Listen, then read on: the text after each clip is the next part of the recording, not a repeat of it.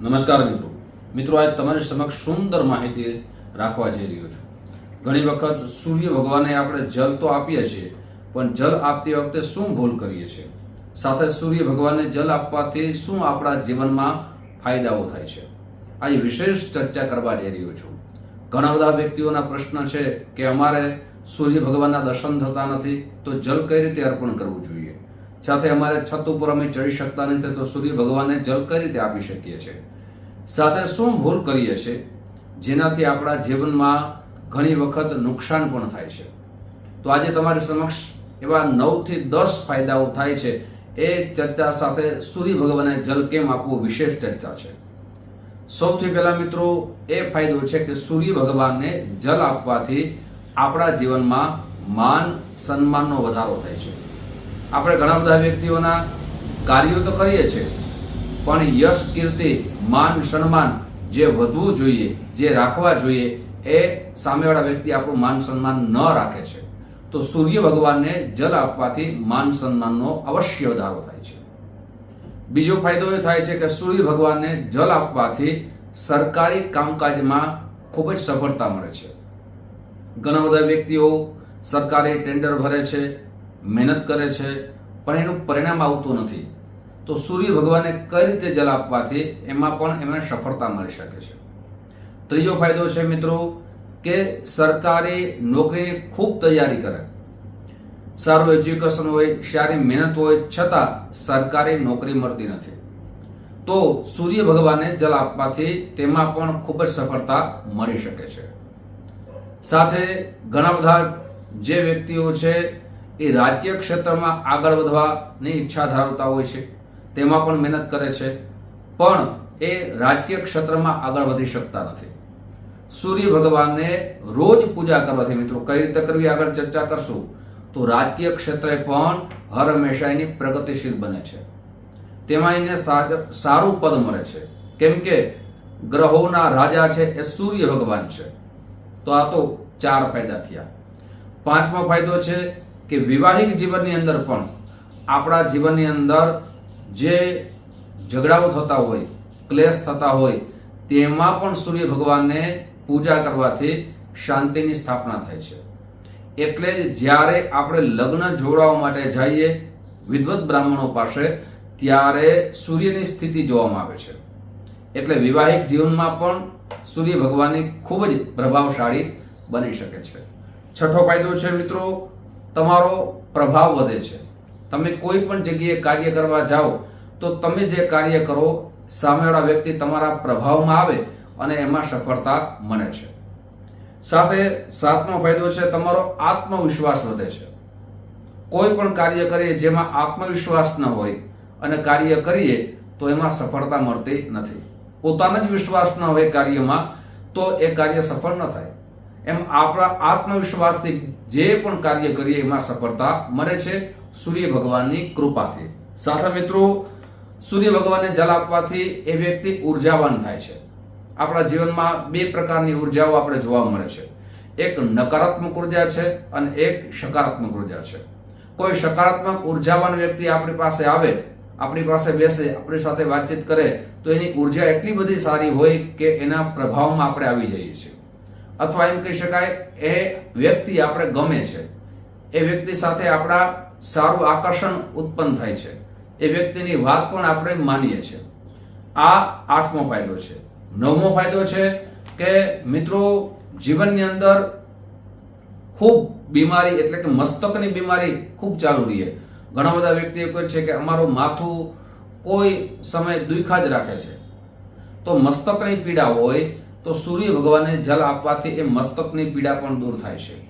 ઘણા વ્યક્તિઓને અર્ધ માથું દુખતું હોય તો પણ સૂર્ય ભગવાનને જલ આપવાથી એ અડધું મસ્તક પણ દુખે છે। પણ મિત્રો એક વાત યાદ રાખવી જોઈએ કે હર હંમેશા શાસ્ત્રનો સહારો તો લેવો જોઈએ, પણ જ્યારે કોઈ પણ બીમારી વધે ત્યારે આપણે એની દવા પણ કરાવવી જોઈએ, સારા ડોક્ટરની સલાહ પણ લેવી જોઈએ।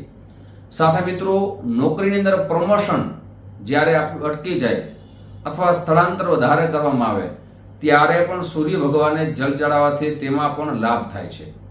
આવા ઘણા બધા ફાયદાઓ મિત્રો સૂર્ય ભગવાનને જલ ચડાવવાથી થાય છે. હવે સૂર્ય ભગવાનને જલ કઈ રીતે ચડાવવું જોઈએ, એના શું નિયમો છે, એ પણ તમારી સમક્ષ ચર્ચા કરીશ. પણ તે પહેલા એક નમ્ર પ્રાર્થના છે, મારા નવા મિત્રો આ વિડીયો જોઈ રહ્યા છો, મિત્રો આ વિડીયો તમને ગમે તો જરૂર ને જરૂર લાઈક કરજો. આ વિડીયો તમારા મિત્રોમાં ખૂબ શેર કરજો, તે પણ સૂર્ય ભગવાનની પૂજા કઈ રીતે કરવીની વિશેષ માહિતી પ્રાપ્ત કરી શકે. સાથે મિત્રો, ઘણી વખત ઘણી પ્રકારના વિડીયા તમને માર્ગદર્શન આપી રહ્યા છે, તમને જ્ઞાન વધે, તમારા જીવનમાં ફાયદા થાય એવા વિડીયા તમારી સમક્ષ મૂકી રહ્યા છે. પણ જો આપની ગ્રહોની સ્થિતિ કેવી છે, સારી છે, અશુભ છે કે શુભ છે, એ જાણવું હોય તો નંબર નીચે આપવામાં આવ્યા છે, આ નંબરમાં આપ સંપર્ક સાધી શકો છો. જ્યોતિષ જોવાનો સમય સવારે 10 વાગ્યાથી લઈ અને બપોરના 1 વાગ્યા સુધી છે, સાંજે 5 વાગ્યાથી લઈ અને રાત્રે 9 વાગ્યા સુધી છે. મિત્રો, આપણે જન્મકુંડળી બતાવવી મારી ઓફિસ જામનગરમાં છે, ત્યાંથી આપ ખૂબ દૂર રહેતા હોય તો તેના માટે સુંદર વ્યવસ્થા આપણે રાખી છે. આપનું નામ, જન્મ ડેટ, જન્મ સમય, જન્મ સ્થળ વોટ્સઅપ નંબર મોકલી આપશો, સુનિશ્ચિત દક્ષિણા મોકલી આપશો એટલે આપણે કુંડલી મોકલવામાં આવશે. સાથે એમાં શાસ્ત્રોક્ત ઉપાય લખ્યા હશે, સરળ ઉપાય લખ્યા હશે, આપ કરી શકો અને આપનું જીવન સુખમય, આનંદમય, પ્રગતિમય બની શકે. મિત્રો, હવે આપણે ચર્ચા કરીએ કે સૂર્ય ભગવાનને જલ ક્યારે આપવું જોઈએ. તો શાસ્ત્ર પ્રમાણે સૂર્ય ભગવાનને જલ ઉદિત સૂર્યને જલ આપવું જોઈએ. આમ તો આપણા શાસ્ત્રમાં 3 વખત સૂર્ય ભગવાનને જલ આપવાનું લખવામાં આવ્યું છે. એક તો સવારે ઉદિત થાય ત્યારે જલ આપવું જોઈએ, બપોરના 12 થી 12:15 ની વચ્ચે સૂર્ય ભગવાનને જલ આપી શકો છો, અને સાંજના સમયમાં જ્યારે અસ્ત થતો હોય ત્યારે પણ આપણા શાસ્ત્રમાં લખ્યું કે સૂર્ય ભગવાનને અર્ઘ્ય એટલે જલ આપવું જોઈએ.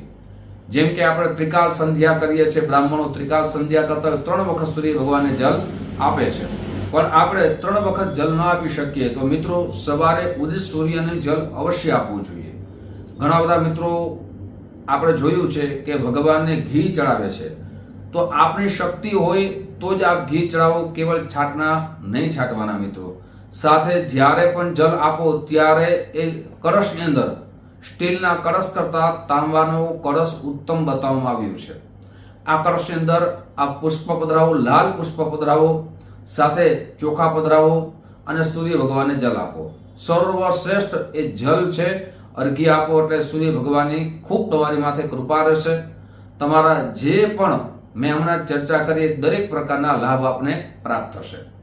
સાથે સૂર્ય ભગવાનને જલ આપ્યા પછી સૂર્ય ભગવાનની એટલે કે પૂર્વ દિશામાં બેસી આપણા ઘરમાં પણ બેસી શકો, અથવા સૂર્ય ભગવાનને સામે જોઈને પણ બેસી શકો. ગાયત્રી મંત્રની 1 માળા અવશ્ય કરવી જોઈએ.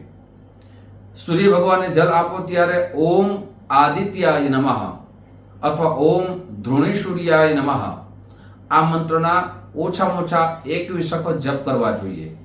ઘણા બધા મિત્રો કહે છે કે અમને તો સૂર્ય ભગવાનના દર્શન થતા નથી, તો તેના માટે શું લખ્યું છે કે આપ જ્યારે પણ પોતાની પથારીમાંથી ઊભા થાવ અને સૂર્ય ભગવાનના દર્શન ન થાય તો એવું માને કે સૂર્ય ભગવાનના રોશનીના દર્શન થાય તો સૂર્ય ભગવાને એ સમય જલ આપી દો.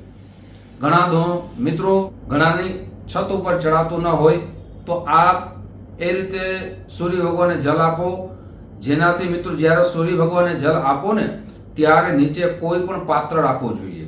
ઘણા બધા મિત્રો જલ તો આપે છે પણ એ જલ છે ગટરમાં જતું હોય તો પણ આપણે પાપ લાગે છે. એટલે કોઈ પણ પાત્ર રાખો, એ જલ છે કોઈ પણ વૃક્ષમાં પધરાવી દો. કેમ કે પાત્રનું જલ, અને ખાસ કરીને મિત્રો કે જ્યારે જલ આપો ત્યારે કોઈ પણ શેરીમાં ના આપવું જોઈએ, કેમ કે વ્યક્તિઓ ત્યાં હલનચલન કરતા હોય છે તો એ જલ છે પગમાં આવવાથી પણ આપણે અપરાધી બનીએ છીએ. તો એ જલ છે કોઈ પણ પાત્ર રાખો, થાળી રાખો, ત્રાસ રાખો, ડોલ રાખો, કોઈ પણ રાખો અને એ જલ પાછો વૃક્ષમાં પધરાવી શકો છો. સાથે સાથે સૂર્ય ભગવાનને જલ મિત્રો આપો ત્યારે ઉદિત સૂર્યને જલ ઉત્તમ આપણા શાસ્ત્રમાં બતાવવામાં આવ્યું છે. અને ઘણી જગ્યાએ એ પણ જોવામાં આવ્યું છે કે મિત્રો કે અમે જે પણ તમારી સમક્ષ જ્ઞાન રૂપે ચર્ચા રાખીએ છીએ એમાં ઘણા બધા વ્યક્તિઓ પોતાનો સમય ઉઠવાનો 10 વાગે હોય તો 11 વાગે જલ આપવું જોઈએ કે નહીં, તો આપણા શાસ્ત્રો કહે છે ઉદિત સૂર્યની પૂજા અથવા બપોરની સૂર્યની પૂજા અને સાંજના સમયે સૂર્ય ભગવાનની પૂજા ઉત્તમ બતાવવામાં આવી છે.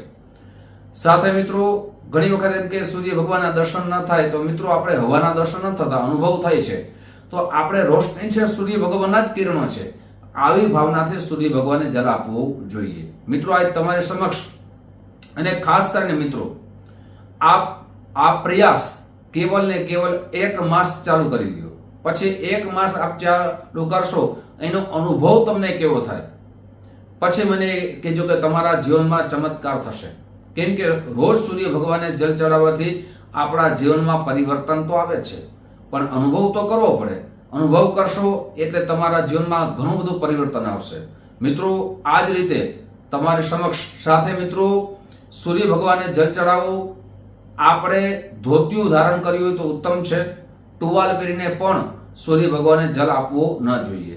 સાથે કોઈ પ્રવાસમાં આપ નીકળ્યા, યાત્રામાં નીકળ્યા અને આપ કોઈ નદીમાં સ્નાન કરો છો, સવારનો સમય છે, તો સૂર્ય ભગવાનને આ રીતે હાથમાં લઈ અને જલ આપવું જોઈએ. ઘણા બધા માણસો જે મુદ્રાઓ આવડતી નથી, કળશ આ રીતે પકડીને સૂર્ય ભગવાનને જલ આ રીતે અર્પણ કરવું જોઈએ. ઘણા બધા મિત્રો જલ ઊંધો પકડીને આ રીતે કળશ અર્પણ કરે છે, એ શાસ્ત્ર પ્રમાણ નથી. એટલે સૂર્ય ભગવાનને હાથમાં આ રીતે લોટો રાખીને જલ અર્પણ કરવું જોઈએ. સાથે સૂર્ય ભગવાનના કિરણો આપણા મસ્તકમાં પડે, આપણા શરીરમાં પડે એવો પ્રયાસ કરવો જોઈએ. મિત્રો આ જ રીતે દરેક જ્ઞાનવર્ધક ચર્ચાઓ તમારી સમક્ષ રાખતો રહીશ. આપ જે માધ્યમથી આ વિડીયો જોતા હોય જરૂર ને જરૂર યુટ્યુબના માધ્યમથી આપ વિડીયો જોતા હોય તો સબસ્ક્રાઇબ કરી લેજો. સાથે મિત્રો આ ફેસબુકના માધ્યમથી આ વિડીયો જોતા હોય તો જરૂર ને જરૂર અમારા જે પેજ છે એને ફોલો કરી લેજો. ફરીથી મળશું. આપ સૌને મારા જય શ્રી કૃષ્ણ, મહાદેવ.